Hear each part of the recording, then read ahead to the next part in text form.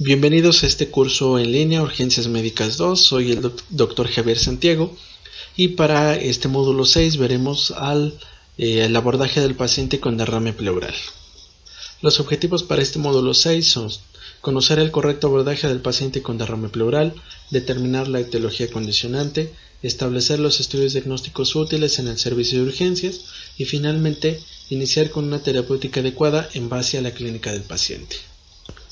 El derrame pleural es una de las patologías más frecuentes que pueden ser observadas en un servicio de urgencias y con lo cual es un problema que se enfrentan el médico de primer contacto o el médico del servicio de urgencias. De manera general, pues es importante que el médico sepa reconocer un derrame pleural, sepa los procedimientos diagnósticos con la finalidad de determinar la etiología y con ello brindar una terapéutica adecuada.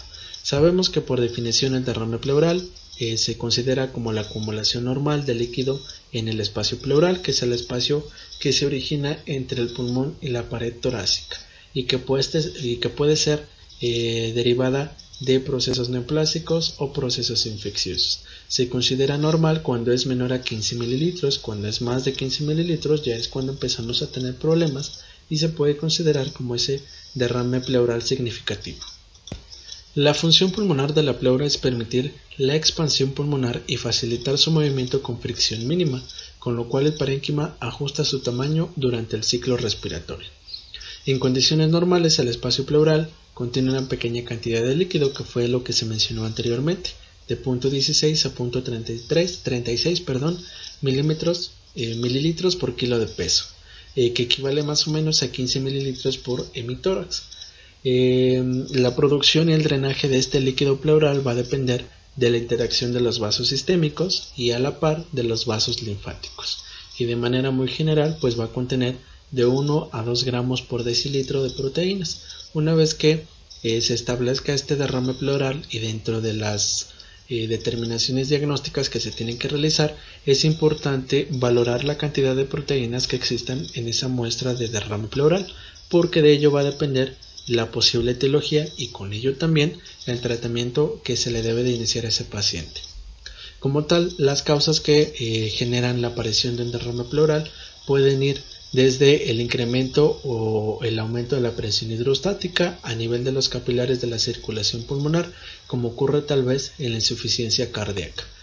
Puede existir también descenso de la presión oncótica en los capilares, como ocurre cuando existe hipoproteinemia, sobre todo hipoalbuminemia, independientemente de su causa. Además puede existir aumento de la presión negativa del espacio pleural, como sucede en las atelectasias pulmonares masivas, aumento de la permeabilidad capilar a nivel de la pleura por una patología propia, ya sea de causa infecciosa, neoplásica o inmunológica. Además también las alteraciones del drenaje linfático, ya sea por bloqueo de los ganglios linfáticos subpleurales o mediastínicos, como ocurre en las neoplasias, o por ruptura del conducto torácico, como sucede en los linfomas y en los traumatismos. Y finalmente, el paso de líquido desde la cavidad peritoneal a través de los linfáticos diafragmáticos o pequeños defectos de diafragma, como se produce en las ascitis. La característica del líquido pleural son iguales al líquido ascítico. Entonces eso puede ser la diferencia y que tal vez la causa condicionante sea el paso de líquido libre de la cavidad peritoneal a la cavidad pleural. Las causas que pueden originar un derrame pleural son múltiples, como lo podemos observar en la diapositiva. Es la manifestación de gran variedad de enfermedades cuyas etiologías se sospechan por las características del líquido acumulado, que es lo que más adelante hablaremos. Una vez que se toma una muestra de líquido pleural, se puede subdividir en un líquido pleural de tipo trasudado o de tipo exudado, y con ello orientarnos al tipo de etiología que nos está generando ese derrame pleural. De manera general, las causas de un derrame pleural de tipo trasudado, pues tenemos la insuficiencia cardíaca, cirrosis hepática, síndrome nefrótico, mixedema, glomerulonefritis, en contraposición con un derrame pleural de tipo exudado, la presencia de neoplasias, cáncer broncopulmonar, infecciones, tromboembolia pulmonar, colagenosis, lupus, artritis reumatoide, el uso de fármacos, amiodarona, nitrofurantoína, ergotamina, bromocriptina, agentes físicos, traumaturas, quemaduras o finalmente tal vez la presencia de una amiloidosis o que el paciente tenga antecedentes de infarto agudo al miocardio. Dentro del abordaje del paciente con derrame pleural, pues es fundamental la elaboración de una historia clínica adecuada, dirigida y completa, en la cual es importante conocer la ocupación laboral, la posible exposición a tabaco, asbestos, fármacos usados, enfermedades previas o actuales, sobre todo cardiopatías, hepatopatías, nefropatías, neoplasias, que puedan ser la causa condicionante de ese derrame pleural. Una vez que ya se realizó esa historia clínica, se procede a la interrogatorio de los síntomas por los cuales se presenta el paciente. En cuanto a la disnea, pues es el síntoma más frecuente, se produce cuando el derrame pleural es de cierta importancia, aproximadamente mayor a 1/3 del hemitórax, o bien cuando siendo de menor cantidad se acompaña de otra patología pulmonar o cardíaca. También influyen en su presencia la asociación de dolor y la rapidez de producción del derrame pleural. La disnea puede aumentar con el decúbito contralateral al derrame. En cuanto al dolor pleurítico, que es un segundo síntoma por lo cual se puede presentar el paciente, este tipo de dolor puede ser por afectación de la pleura parietal con una irradiación hacia hombro y hacia cuello. Puede empeorar con la respiración profunda, con la tos y con los estornudos, y puede mejorar con la respiración superficial o inclusive la inmovilización del hemotórax. Y finalmente la presencia de una tos, que puede ser una tos seca por la presencia de una irritación pleural. Una vez que ya se realizó esa historia clínica dirigida, adecuada, completa, se procede a una exploración física. La exploración física nos va a permitir obtener muchísimos datos y que tal vez si en algún momento no contamos con otro tipo de estudios diagnósticos, es lo que más nos va a importar y lo que nos vamos a basar para, de manera inicial, identificar ese derrame pleural y de manera secundaria tal vez iniciar una terapéutica adecuada. En cuanto a esa exploración física, que va a estar limitada al área pulmonar, tenemos la inspección, en donde podemos observar la disminución de movimientos respiratorios del lado afectado, aumento de los espacios intercostales y abombamiento de la región subescapular o de todo el hemitórax. En cuanto a la palpación, se puede corroborar la hipomovilidad, hay disminución de las vibraciones vocales, con aumento tal vez de esas vibraciones en las regiones altas. En relación a la percusión, se puede percutir una región pulmonar submate o mate, ya sea en la región basal. Esta matidez queda limitada hacia arriba por una curva en forma de parábola llamada la curva de Damasio. Esta curva de Damasio es importante identificarla porque con ello nosotros podemos determinar el nivel del derrame pleural. La curva se inicia en la región basal del lado sano, como observamos en la imagen, asciende, cruza la columna vertebral, continúa ascendiendo en pleno hemitórax dañado, alcanza su máximo en la línea axilar media y luego desciende poco a poco en la región axilar y en la cara anterior. El triángulo de matidez que se forma en el lado sano se llama triángulo de Groco y es producido por el rechazamiento del mediastino hacia el lado sano, bajo la acción mecánica del derrame. Es importante y es que recuerden que cuando un paciente se presenta con derrame y si ese derrame es muy importante o es masivo, siempre va a existir desplazamiento de mediastino de manera contralateral. Entonces, si al momento de estar valorando una placa y observamos un derrame masivo, esperamos encontrar que exista esa desviación de mediastino de manera contralateral. En cambio, si en la base de matidez, en la zona suprayacente al derrame, es frecuente que exista hipersonoridad por arriba de la curva de Damasio, las vibraciones vocales están aumentadas, así como la intensidad de la respiración también está aumentada. A este conjunto de signos se denomina escodismo, descrito por Joseph Skoda, que es producido por el pulmón que rechaza y asciende por el derrame.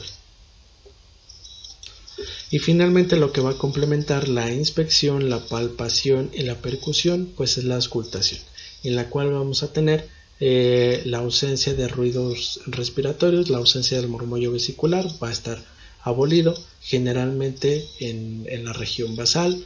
Puede el paciente presentarse con eufonía, que es la voz temblorosa, que se presenta como 1, ocasionada por las vibraciones del derrame pleural en el sitio de mayor cantidad, y por eso es más fácil de percibirlo en la curva de Damasio.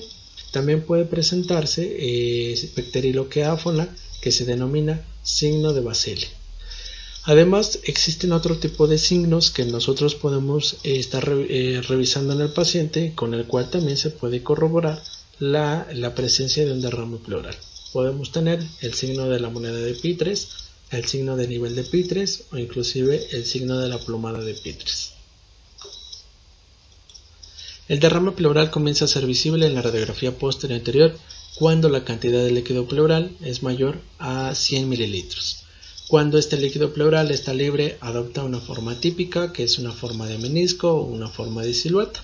Cuando no adopta esta forma, que tal vez se trate de un derrame pleural tabicado o un derrame pleural encapsulado, la morfología va a ser diferente.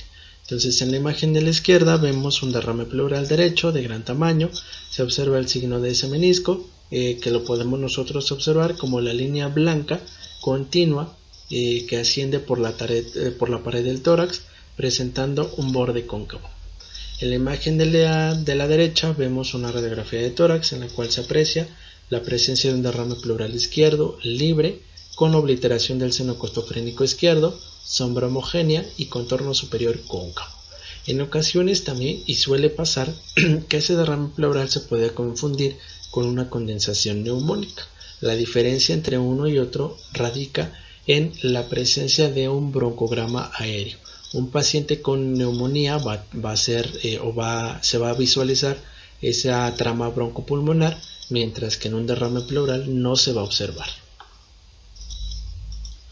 En algunas ocasiones el líquido pleural no adopta la morfología característica de menisco superior y lateral, como lo vimos en las imágenes pasadas, y queda circunscrito en la zona diafragmática, pasando a denominarse derrame subpulmonar. Los signos radiológicos que podemos observar son aparente elevación del hemidiafragma no justificada, el seno costodiafragmático poco profundo, la cúpula diafragmática se lateraliza, y si el derrame estuviera localizado en el hemitórax izquierdo, la distancia entre la imagen aérea de la cámara gástrica y el aparente diafragma estaría aumentada. Como lo observamos en las imágenes, en la imagen de la izquierda vemos un derrame pleural subpulmonar derecho con el hemidiafragma derecho elevado con cúspide más lateral de lo habitual y un seno costofrénico poco profundo. En la imagen de la derecha vemos el derrame pleural subpulmonar izquierdo. La distancia entre la imagen aérea de la cámara gástrica y el aparente diafragma está aumentado.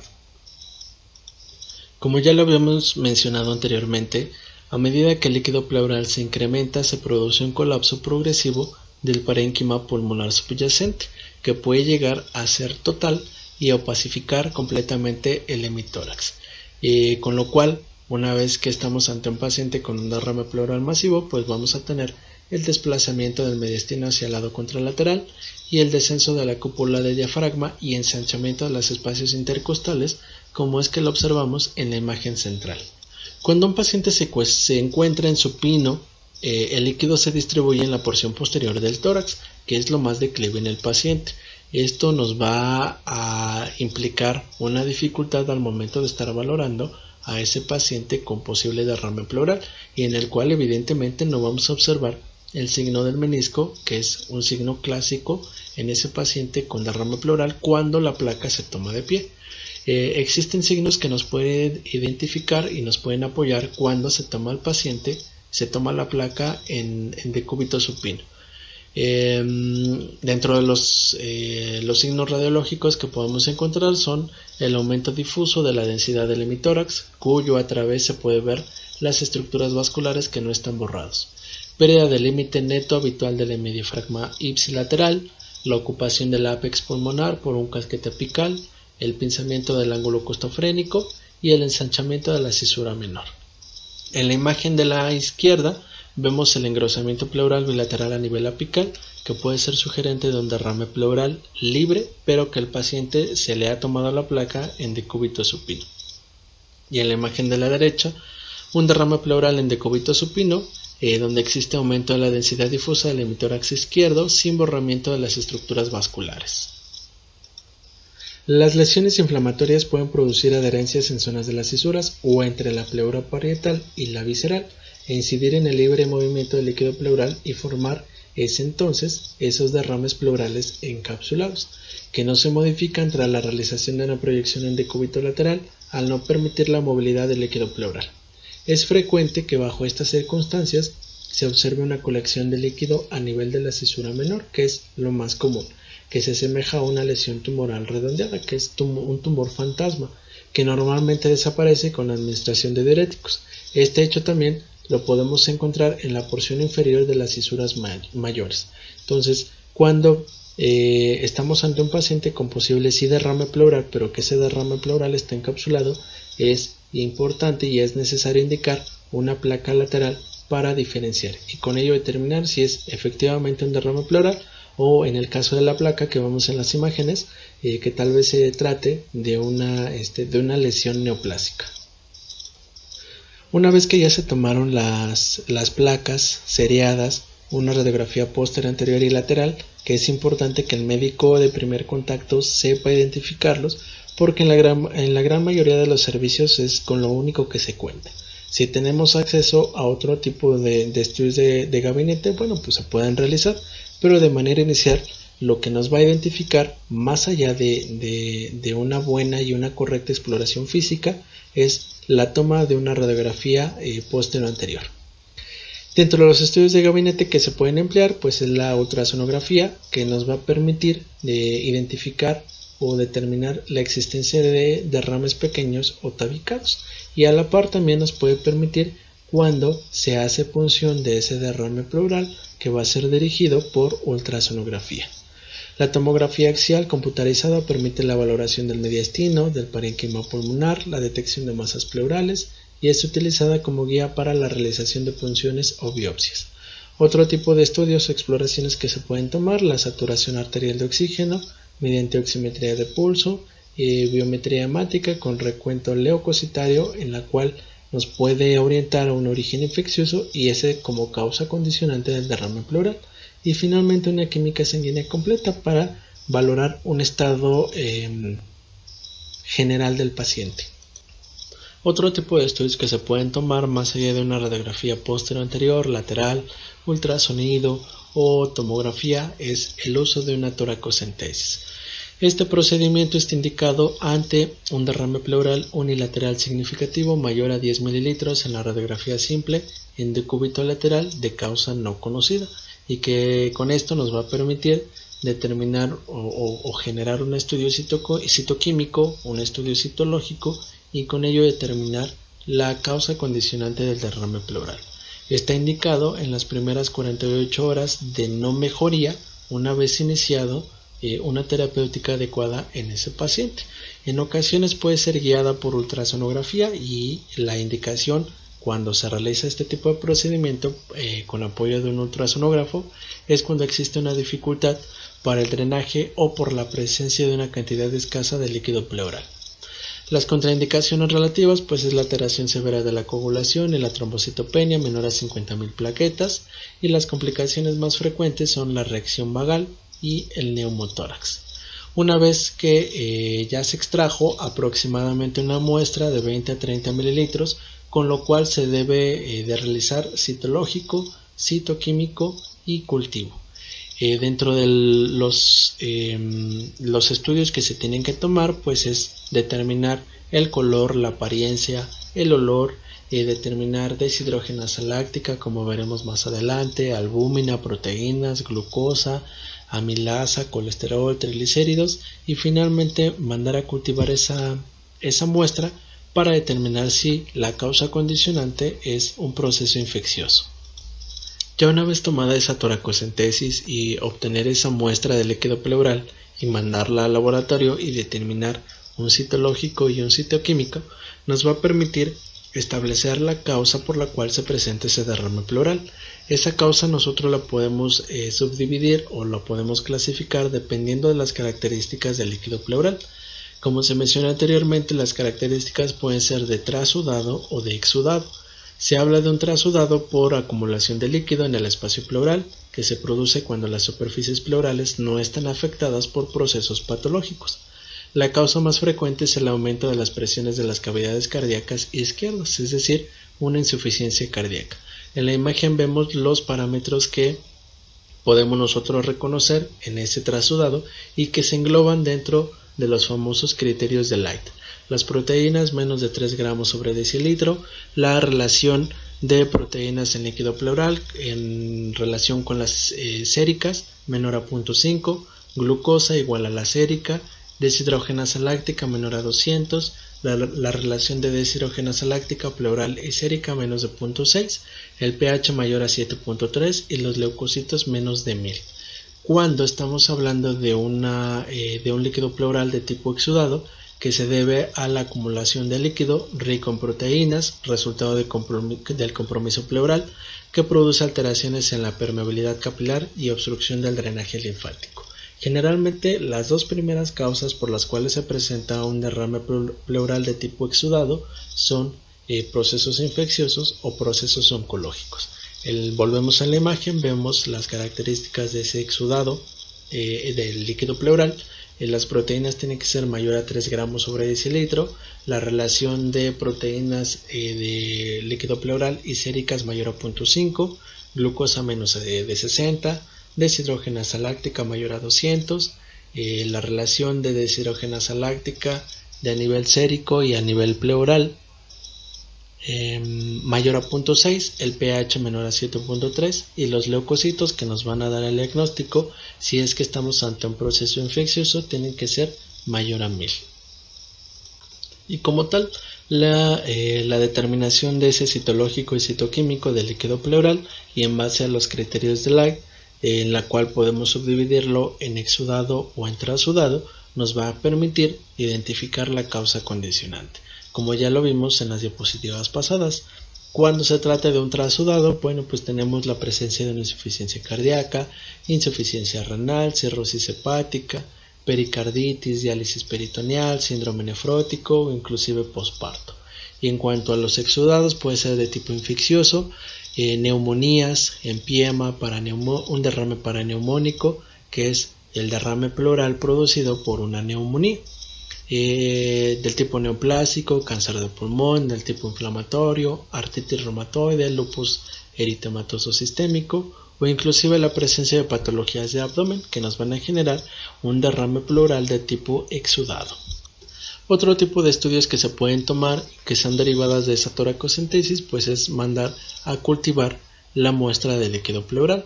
Esta se debe de realizar cuando se supone o cuando se piensa en una etiología infecciosa, aunque con frecuencia el líquido pleural suele ser estéril. Los cultivos son positivos en más del 50% de los casos. Los gérmenes aislados con mayor frecuencia son el Streptococcus pneumoniae, Staphylococcus aureus, Haemophilus influenza, Escherichia coli y Pseudomonas aeruginosa. Otro tipo de estudios que se pueden tomar, pues la tensión de Gram, indicada en los derrames de etiología infecciosa, sirve para plantear un tratamiento antibiótico inicial más específico. La baciloscopía, y esta se debe de realizar cuando se valora la posibilidad de etiología tuberculosa, aunque su especificidad es bastante baja. Y finalmente también pueden optarse por la detección de antígenos si se ha podido detectar antígeno neumococo en el líquido pleural, pero realmente no es un estudio muy indicado. Finalmente, a comparación de los cultivos y la tensión de Gram, son más empleados estos últimos que la detección de antígenos. La toma de una toracocentesis con el análisis citológico citoquímico del líquido pleural nos va a permitir determinar la etiología, como ya lo vimos en las diapositivas pasadas, y con ello iniciar una terapéutica adecuada. Como vemos en la imagen central, vemos que una vez que se realiza esa toracocentesis y se determina que tal vez es un trasudado, producto tal vez de una insuficiencia cardíaca congestiva, lo ideal es brindar tratamiento a esa insuficiencia cardíaca y aparte tratar de remitir ese derrame pleural. ¿Cómo se remite? Pues drenando la totalidad o parte de ese del líquido pleural para evitar alguna complicación pulmonar. Cuando estamos ante a un exudado, producto tal vez de un proceso infeccioso o de un proceso neoplásico, se puede tal vez colocar un tubo de drenaje grueso si estamos hablando de un empiema, un hemotórax o un quilotórax, o tal vez un tubo fino cuando el derrame pleural es masivo. En este punto también es importante aclarar que si no se conoce la etiología de ese exudado, de ese líquido pleural, pues se puede hacer uso de 3 estudios importantes. El primero, si estamos ante un paciente menor a 40 años, se puede sospechar de una tuberculosis pulmonar, se puede tomar una biopsia pleural. Esta tiene especial interés cuando se plantea esa etiología tuberculosa, donde tiene una sensibilidad del 60 al 80%. Está contraindicada en el derrame paraneumónico complicado y los empiemas, así como en las alteraciones severas de la coagulación, cuando existen menos de 50.000 plaquetas. Otro estudio que se puede hacer cuando no se conoce la etiología y estamos ante un exudado derivado de esa toracocentesis, se puede hacer una toracoscopía en mayores de 40 años con un derrame pleural masivo y un líquido pleural serohemático. Esta toracoscopía está indicada cuando ese derrame pleural es serohemático mayor a 40 años en cuanto a las características de ese líquido pleural. La sensibilidad es mayor del 90% y aumenta si se asocia a la citología. Las contraindicaciones son las alteraciones en la coagulación y la ausencia de la cámara pleural. Y finalmente, cuando estamos ante estudios previos que se han tomado en ese paciente y en la cual se han detectado adenopatías o inclusive atelectasias, se puede hacer uso de una broncoscopía o una fibrobroncoscopía, que es la primera exploración a realizar en caso de que por la clínica, la radiografía o las tomografías previas se han detectado masas, atelectasias, adenopatías y en la cual se pueda sospechar tal vez de un carcinoma broncopulmonar y que finalmente el paciente se está presentando al servicio de urgencias con la presencia de un derrame pleural. Los criterios de ingreso para un paciente con derrame pleural pues requieren ingreso hospitalario a los pacientes con este derrame que presentan una etiología desconocida, una insuficiencia respiratoria grave, la descompensación de una enfermedad de base o inclusive la necesidad de colocar un tubo de toracostomía como en el hemotórax o en el empiema. Y finalmente el tratamiento del derrame pleural suele ser el de la enfermedad que lo causa, excepto en aquellas situaciones en las que hay que actuar sobre el propio derrame. Entre ellas tenemos la presencia de un derrame paraneoplásico conocido y recidivante, se puede realizar pleurodesis.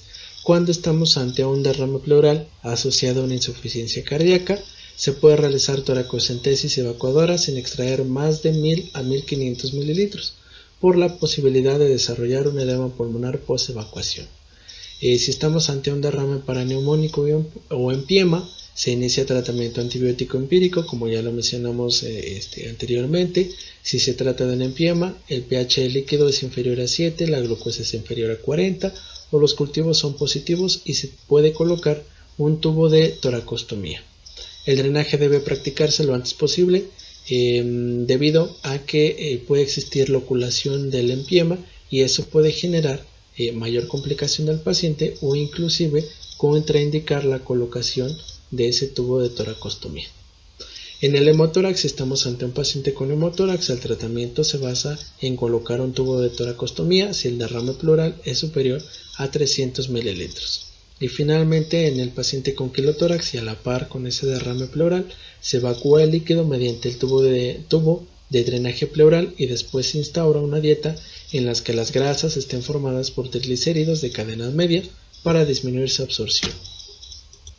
Es entonces que el paciente con derrame pleural que se presenta al servicio de urgencias, pues de manera inicial es importante identificar los síntomas, tal vez un interrogatorio dirigido, pero complementado con una excelente exploración física. En este caso, pues es la exploración del área pulmonar, determinar si existe o no vibraciones vocales, la matidez o el sonido mate en uno o en ambos hemotórax, o inclusive determinar la curva de Damasio y que con ello podemos delimitar esa extensión del derrame pleural.